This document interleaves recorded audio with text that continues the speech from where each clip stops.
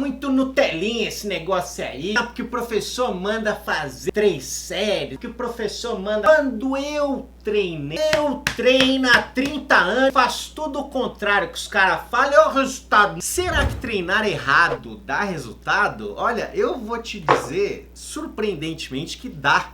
E eu vou tentar te explicar por que nesse vídeo. Olá, goiabas, eu sou o Diego, esse é o Saúde na Rotina. Eu sou professor de Educação Física e aqui nesse canal eu tento explicar para as pessoas que dá sim para ser saudável sem radicalismo. E aqui neste movimento de explicar para as pessoas que dá para ser saudável sem radicalismo, eu tento estimular as pessoas a fazer exercício. De preferência, fazer exercício sem se machucar. Então eu aqui e outros profissionais da área e até pessoas que não são profissionais da área criam também conteúdo nesta rede, em outras redes sociais, dando dicas de treinos, como montar o seu treino melhor, como encaixar um treino de tríceps junto com um treino de costas, um treino de peito, um treino de ombro, ou só um treino de tríceps, enfim, tem várias formas. E aí é normal que você já tenha ouvido em algum momento, se você assiste esses vídeos, de alguém de fora dizer, cara, eu não faço nada disso que ele falou e eu tenho resultado, entendeu? Eu treino há anos, nunca me machuquei, tá tudo certo. De fato, isso é possível e eu gostaria de tentar explicar isso começando, ilustrando com a questão do treino até a falha, que de uns anos pra cá a gente vem entendendo melhor que treinos que chegam até a falha, eles tendem a dar um resultado ali melhor em termos de hipertrofia, Agora, esse até a falha é que a gente tem que interpretar bem, Porque nem todo mundo precisa fazer um treino exatamente até a última repetição, falhando, a falha concêntrica. O que a gente precisa fazer para o nosso corpo entender que ele precisa melhorar a gente tem que tentar chegar perto do nosso limite. A mensagem que a gente tem que passar para o nosso corpo olha, a gente hoje passou do limiar que a gente chama aqui de média, do dia. Então, durante o dia, eu gasto um determinado nível ali de força para o meu bíceps, porque eu levanto o quê? Eu levanto uma caneca para tomar um café, eu levanto um garfo para comer, eu pego compras no mercado e coloco no carro, eu pego meu filho no colo e fico segurando ele, enfim, A gente tem determinados níveis de força para cada musculatura que a gente usa diariamente. Quando a gente vai fazer um treino, a gente tenta montar um treino para a pessoa no geral, Vou falar aqui genericamente. Tem gente que precisa treinar um pouquinho mais uma região, um pouquinho mais a outra, mas genericamente a gente tenta fazer um treino com que a pessoa treine o corpo todo e desafie os músculos do corpo dela a passarem do limiar médio ali dela de esforço diário. Para quê? Para aquilo evoluir, para aquilo enrijecer, para aquilo aumentar o nível de massa muscular do local. E aí, como é que a gente diz para o corpo que ele precisa de mais músculo numa região, ou que aquele músculo ele precisa enrijecer? O enrijecimento muscular, na verdade, é um ganho de força junto com um ganho de hipertrofia ali, Então, como é que eu digo para o nosso corpo que ele precisa de mais força, precisa de mais massa muscular ali? É simulando isso num treino. Então, eu pego um pezinho que estava ali, parado, um peso X, 4, 5 quilos, 10 quilos, 20 quilos, depende da pessoa, e eu digo para a pessoa repetir um número de vezes que ela vai levantar aquele peso para fazer um movimento. Assim eu estou simulando que ela está usando aquele músculo, com uma determinada sobrecarga. Para o dia que ela precisar usar isso na vida real, ela já está preparada. Então, esse uso que eu faço da musculatura no treino, ele tem que ser um uso que supere o uso diário, o uso corriqueiro, o uso rotineiro da gente. Se você vai para a academia e pega um pezinho qualquer, que é mais leve do que o saco de arroz que você levanta todo dia para fazer ali a comida de manhã, vai ser difícil o seu corpo entender que você precisa evoluir, que o seu músculo ele precisa estar mais enrijecido do que ele já está. Se você vai fazer seu treino de perna e não exige das pernas mais força do que você já exige diariamente para levantar e sentar, fazer um agachamento da vida real, e vai olhar e falar, bom, o que a gente tem aqui de condicionamento físico, o que a gente tem de força aqui, já é o suficiente. Então, por isso que às vezes tem muita gente que não segue nada de regra, de treinamento, de respeito, de sobrecarga, de volume, de intensidade, etc.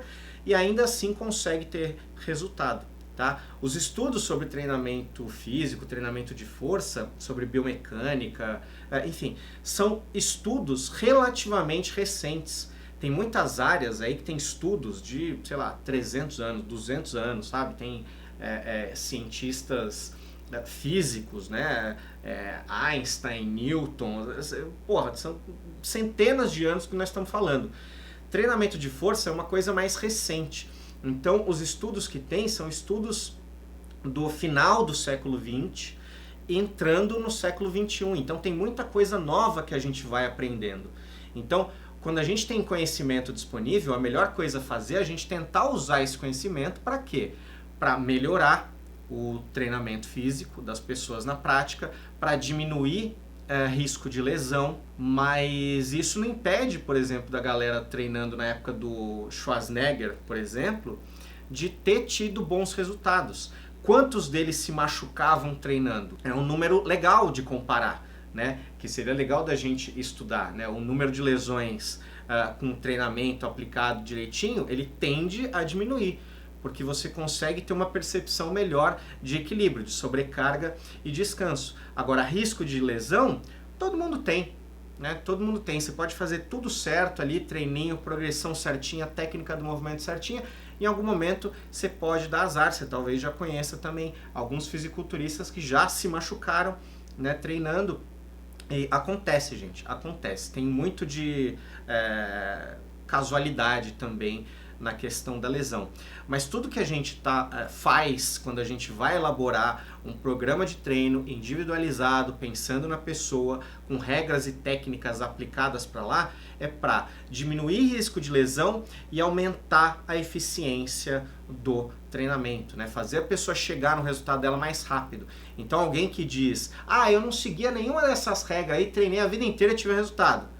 Pois bem, talvez você tivesse tido um resultado mais rápido, talvez você tivesse tido um resultado melhor, talvez você não tivesse se machucado como você se machucou, se você tivesse aplicado em você essas mesmas regras e técnicas, tá? A gente tem que sempre se comparar com nós mesmos. Não dá para você pegar duas pessoas e falar, fulano fez um treino A e se machucou, fulano fez um treino B e não se machucou, porque são pessoas diferentes. O que a gente teria que comparar são as mesmas pessoas na mesma faixa de vida, né, no mesmo momento, com a mesma alimentação, fazendo treinos ali diferentes durante um longo tempo para ver. Mas isso, você sabe, não dá para fazer até que a gente consiga acelerar o processo de desenvolvimento de clones humanos.